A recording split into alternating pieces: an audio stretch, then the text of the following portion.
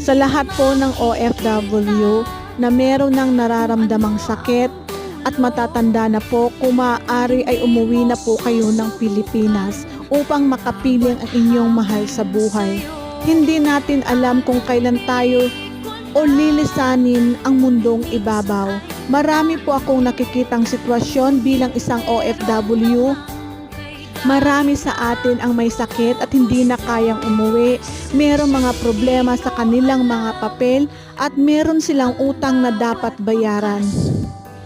Mga kapwa ko OFW, hanggat nasa labas po kayo, wag na wag po kayong gagawa ng hindi mabuti na ikakapahamak natin sa bandang huli. Dahil realidad ng buhay OFW, hindi po lahat ay maganda ang sitwasyon at umasenso sa buhay.